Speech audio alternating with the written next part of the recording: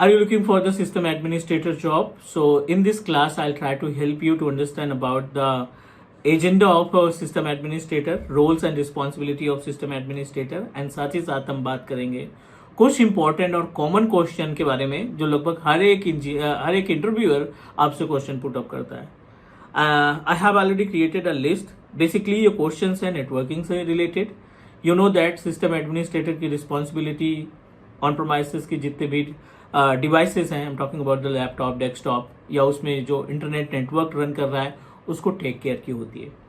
We are responsible to take care our mailing services and specially Windows server operating system जिसमें active directory install किया गया है.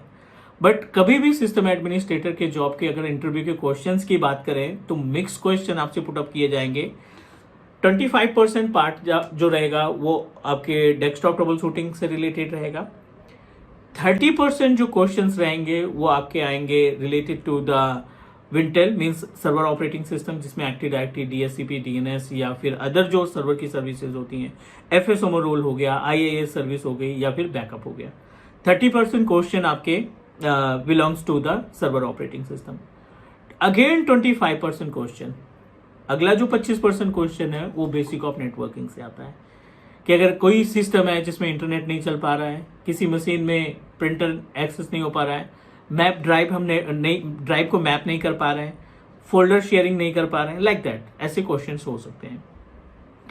Last के 20% question की बात करें तो वो आपकी मेलिंग सर्विसेज से हो सकते हैं, फायरवॉल से रिलेटेड हो सकते हैं, ऑफिस 365 या क्लाउड टेक्नोलॉजी से हो सकते हैं. हम यहाँ पे बात कर रहे हैं सिस्टम एडमिनिस्ट्रेटर की जॉब प्रोफाइल के रिलेटेड.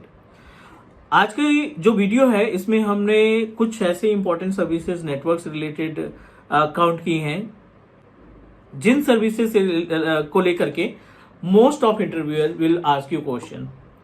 तो एक बार मैं अपने स्क्रीन पे चलता हूँ, आपको गाइड करता हूँ कि कौन कौन सी नेटवर्क सर्विसेज हैं जिनका थ्योरेटिकल पार्ट हमारे लिए बहुत ही ज़्यादा इंपॉर्टेंट है क्योंकि most of interviewer will ask you question related to these points.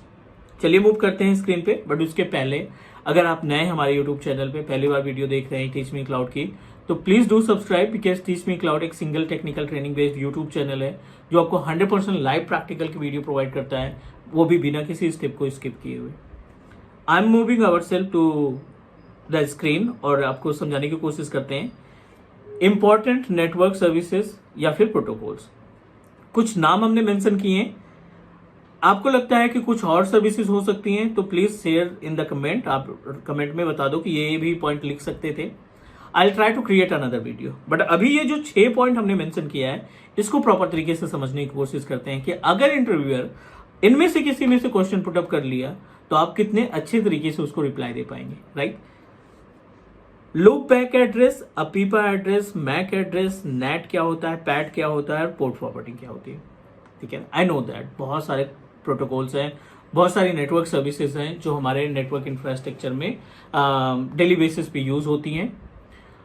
Step by step चीजों को लेकर चलते हैं. अभी के लिए ये 6 पे बात करते हैं, आगे आने वाले टाइम पे फिर हम और भी पॉइंट्स ऐड करेंगे जिससे आप अपना नेटवर्किंग वाला पार्ट जो 25% क्वेश्चन की मीन्स जो 25% क्वेश्चन नेटवर्किंग से रिलेटेड क्वेश्चन की जो लिस्ट है उसमें एटलीस्ट आप 25% में 20% का रिप्लाई दे पाए. I am going to start from very basic. समझने की कोशिश करते हैं लूप बैक एड्रेस क्या है. जब भी ऐसा कोई क्वेश्चन पुटअप करता है what is loop back address in our computer system, so आपको सिंपल सा start with 127.0.0.1. This is the type of loop back address. Work of loop back address, by using this particular address we are able to identify that our NIC card or Ethernet card is working properly. Because what happen, जब भी हम कोई computer purchase करते हैं, कोई laptop या desktop purchase करते हैं, आप सारी चीजें चेक कर सकते हो. मॉनिटर चेक कर सकते हो, कीबोर्ड, माउस या फिर लैपटॉप है तो स्क्रीन, उसका टच पैड, उसका वेबकैम, सारी चीजें, उसका स्पीकर, सारी कुछ चीजें आप आसानी से चेक कर सकते हैं. बट इथरनेट के लिए आपको या तो नेटवर्क केबल लगाना पड़ेगा या तो वाईफाई रूटर के थ्रू कम्युनिकेट कराना पड़ेगा. बहुत बार ऐसा रहता है कि इथरनेट केबल लगाने के बाद भी हमें कम्युनिकेशन नहीं मिल पा रहा है. So how you can identify सब कुछ ओके है but you are unable to access the internet. उस केस में आपका इथरनेट कार्ड भी खराब हो सकता है. तो इथरनेट कार्ड की टेस्टिंग के लिए आप अपने मशीन पे पिंग टाइप करेंगे, जिस भी सिस्टम के ऊपर आप कम्युनिकेशन नहीं कर पा रहे हैं, 127 टाइप करेंगे 0.0.1। ये आप ये आईपी एड्रेस आप टाइप करके इंटर करेंगे, और अगर आपको रिप्लाई आता है, डेफिनेटली अगर आपको रिप्लाई मिलता है, तो इस केस में इसका मतलब ये है कि आपका इथरनेट कार्ड बिल्कुल सही है। You need to check the network cable, you need to check the another drivers वगैरह को चेक करने की जरूरत है, क्योंकि हार्डवेयर आपका ओके है। उम्मीद है समझ में आ गया होगा। दूसरा, नेटवर्क ट्रबल शूटिंग से रिलेटेड दूसरा ऑप्शन आता है अपीपा का। तो अपीपा क्या है? अपीपा एक तरीके का एड्रेस है, automatic provide internet protocol address. जब आपके सिस्टम पे, आपका सिस्टम है, उस पर दो तरीके की आईपी एड्रेस आप कॉन्फ़िगर कर सकते हैं, एक मैनुअल आईपी एड्रेस, दूसरा डीएचसीपी के थ्रू। आपने मैनुअल नहीं किया, आपने डीएचसीपी की आईपी मेंशन कर रखी है, राइट, क्योंकि most of organization prefer to use DHCP server. आपने डीएचसीपी की आईपी एड्रेस मेंशन कर रखी है, एंड अनफॉर्चुनेटली आपको अपीपा आईपी एड्रेस असाइन हो रहा है कंप्यूटर के ऊपर। ये सिस्टम है आपका, और इस पे आपको अपीपा आईपी एड्रेस मिल रहा है। 169 से रिलेटेड आपकी आईपी एड्रेस स्टार्ट हो रही है, 254.0.something.10। अगर आपको 169 से रिलेटेड आईपी एड्रेस स्टार्ट हो रही है, इसका मतलब आपका जो सिस्टम है उसमें अपीपा आईपी एड्रेस आ रहा है। आपके कंप्यूटर को या तो डीएचसीपी सर्वर आईपी एड्रेस नहीं असाइन कर पा रहा है, या फिर आपके इथरनेट केबल में कोई प्रॉब्लम है, या फिर बैकएंड के स्विच में कोई कम्युनिकेशन का इशू है। Means you can say that अगर आपको अपीपा आईपी एड्रेस मिल रहा है, तो इसका मतलब आपको डीएचसीपी की आईपी एड्रेस असाइन नहीं हो रही है। कोई भी रीजन हो सकता है, इंटरनेट जब डाउन हो जाता है, आईएसपी जब इंटरनेट सर्विस प्रोवाइड करना बंद कर देता है, तो उस केस में आपको ऑटोमेटिक आपका जो रूटर है वाईफाई का, वो आपको अपीपा आईपी एड्रेस डिस्ट्रीब्यूट करना स्टार्ट हो जाता है। उम्मीद है समझ में आ गया होगा अपीपा आईपी एड्रेस का कंसेप्ट। अगले पॉइंट पे बात करते हैं MAC address. Media access control इसको बोला जाता है, और साथ ही साथ इसको बोलते हैं physical address. Physical address day one आपके सिस्टम में अटैच हो जाता है जब आप परचेज करते हैं, जब आप निक कार्ड लगाते हैं। इसकी टोटल कैपेसिटी होती है 48 बिट्स। अगर हम इसके बात करें कैपेसिटी की, 48 बिट्स में इसको कंसीडर किया गया है, और ये 48 बिट को दो पार्ट में कैटेगराइज किया गया है। 24 बिट जो है वो वेंडर का है, और 24 बिट जो है वो है आईना का, जो आईपी एड्रेस प्रोवाइड करता है, AINA। और ये किसका है? ये है वेंडर का, मतलब जो मैन्युफैक्चरर कंपनी है उसकी रिस्पॉन्सिबिलिटी है स्टार्टिंग के 24 आईपी एड्रेस मैक एड्रेस को मैनेज करने की, और लास्ट के 24 बिट एड्रेस की रिस्पॉन्सिबिलिटी होती है आईना की, जो कि वर्ल्ड वाइड जितने भी सिस्टम है एनवायरमेंट में, जितने भी नेटवर्क पे डिवाइसेस हैं, उनको आईपी एड्रेस असाइन करना, उस पर इंटरनेट से रिलेटेड एक्टिविटी को मैनेज करने की रिस्पॉन्सिबिलिटी हमारे आईना की होती है। अगला पॉइंट आता है नेट। तो नेट को थोड़ा सा आपको समझने की जरूरत पड़ेगी अच्छे तरीके से। नेट क्या है? Network address translator. Network address translator. The meaning of network address translator, यहां पे मान लेते हैं ये वाईफाई रूटर है हमारा, ठीक है, या फिर मॉडम है। मॉडम तो अभी इसी के अंदर बिल्ट इन हो गई है, और यहाँ पे अपने पास बहुत सारे क्लाइंट्स लगा रखे हैं, ठीक है। n number of clients are available. कुछ मोबाइल यूजर भी हैं, कुछ टैबलेट यूजर भी हैं। आईएसपी का कम्युनिकेशन आपके केबल, आपके वाईफाई रूटर से है। आईएसपी में कोई सा भी आईएसपी हो सकता है। मान लीजिए हमने एयरटेल का आईएसपी लगा रखा है, इंटरनेट सर्विस प्रोवाइडर हमने यूज कर रखा है। ये एक्सेस पॉइंट है, या फिर आप बोल सकते हैं वाईफाई रूटर है ये। रिस्पॉन्सिबिलिटी क्या होती है वाईफाई रूटर की? By using the WiFi router we are able to execute the signal. और जितनी मशीनें हैं वो वायरलेस आपके थ्रू कम्युनिकेट कर लेंगे, बिना किसी केबल के आप इसके बीच में कम्युनिकेट करा पाएंगे वायरलेस के थ्रू, ठीक है। ये तो मेथड सबको पता है। अब क्वेश्चन ये है कि नेट कहां पे है? Net is applicable for IPv4 only. पहली चीज तो ये क्लियर कर दें, IPv6 में नेट या पैट का कोई कॉन्सेप्ट नहीं है। IPv4 की आईपी एड्रेस हमारा इथरनेट प्रोवाइड कर रहा है, मीन्स ये जो एक्सेस पॉइंट है ये प्रोवाइड कर रखा है। आईएसपी ने आपको एक पब्लिक आईपी एड्रेस असाइन कर रखी है, डेफिनेटली एक ही पब्लिक आईपी एड्रेस होगी, 152.105.10.10।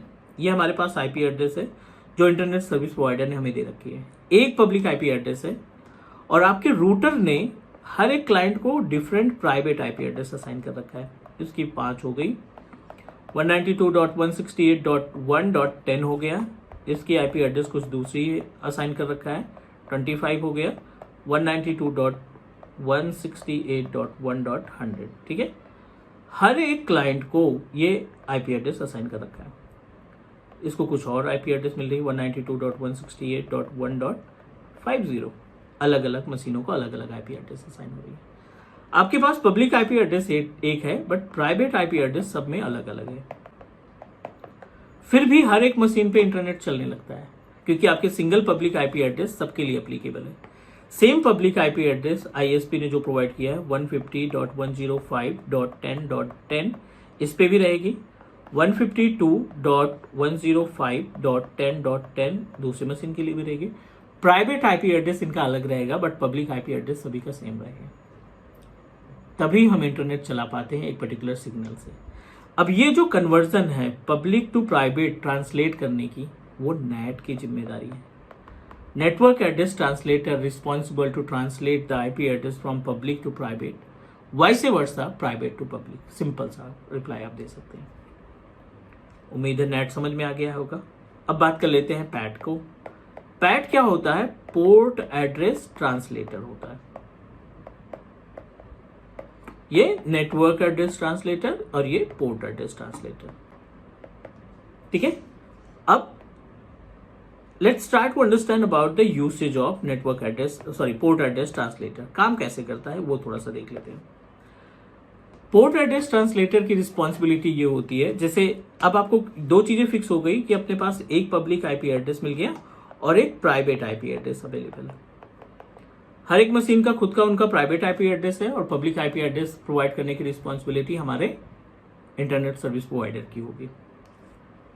दो ही आईपी है और आप अपने एक सिस्टम पे बैठ करके, अपने एक लैपटॉप पे बैठ करके गूगल भी ओपन कर पा रहे हो, आप इस पे यूट्यूब भी ओपन कर पा रहे हो, आपने इस पे माइक्रोसॉफ्ट की साइट भी ओपन कर रखी है,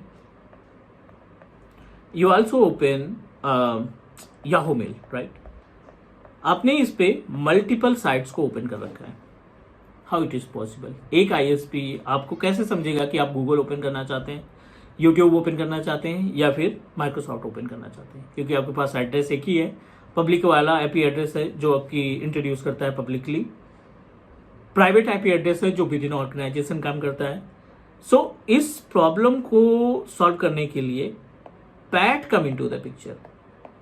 पैट क्या करता है? हर एक वेबसाइट के बैकएंड में एक पोर्ट एड्रेस लगा देता है अपने आप, जिससे ये क्लियर हो जाता है कि आप गूगल ओपन करना चाहते हैं, आप याहू मेल ओपन करना चाहते हैं, आप जीमेल ओपन करना चाहते हैं या फिर आप microsoft.com ओपन करना चाहते हैं। तो ये जब आप ब्राउजर पे कोई वेबसाइट, मल्टीपल वेबसाइट ओपन करते हैं, पैट काम करना स्टार्ट कर देता है ताकि आईएसपी को समझ में आ जाए कि एग्जैक्टली आप क्या ओपन करना चाहते हैं। उम्मीद है समझ में आ गया होगा ये पार्ट। लास्ट है पोर्ट फॉरवर्डिंग, बहुत ही छोटा सा टॉपिक है। पोर्ट फॉरवर्डिंग में क्या होता है कि यू नो दैट दो तरीके की आईपी एड्रेस है। ये आपका होम सेटअप है, ये अपने घर पे अपना सेटअप लगा रखा है। This is your machines, laptop, desktop जो भी आपने लगा रखे हैं। और हर एक सिस्टम किससे कनेक्टेड है? रूटर से, वाईफाई रूटर से कनेक्टेड है।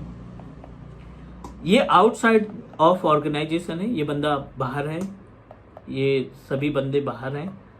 आपने अपना सिस्टम घर पे लगा रखा है and you wanted to access the machine through RDP. आप इसको आरडीपी के थ्रू एक्सेस करना चाहते हैं, कोई थर्ड पार्टी टूल नहीं लगाना है, आप मल्टीपल टूल्स आर अवेलेबल। आप आरडीपी एक्सेस करना चाहते हैं इस मशीन का बाहर के नेटवर्क से। इसका आईएसपी अलग है, इसका आईएसपी अलग है। तो you know that by default ये पॉसिबल ही नहीं है कि आप प्राइवेट या पब्लिक आईपी एड्रेस के थ्रू किसी मशीन का आरडीपी एक्सेस कर पाओ। अब एक्सेस तभी हो पाएगा जब आप पोर्ट को फॉरवर्ड करोगे, जब आप इसमें पोर्ट फॉरवर्डिंग लगाएंगे। अब अपने आरडीपी को यानी 3389 पोर्ट को बाइंड करेंगे किसके साथ? पब्लिक आईपी एड्रेस के साथ। Then you are able to access, और इसको क्या करेंगे? अलाउ करेंगे। then you are able to access your virtual machine or physical machine from outside using RDP protocol. ये सभी पॉइंट आप अच्छे से चेक कर लेना. इसमें से 2 क्वेश्चन आपको मिलेंगे सिस्टम एडमिनिस्ट्रेटर की जॉब के लिए. उम्मीद है सारी चीज़ें समझ में आ गई होंगी. कोई डाउट, कोई क्वेश्चन है, कमेंट करिए, डेफिनेटली विल हेल्प यू. मिलते हैं नेक्स्ट वीडियो.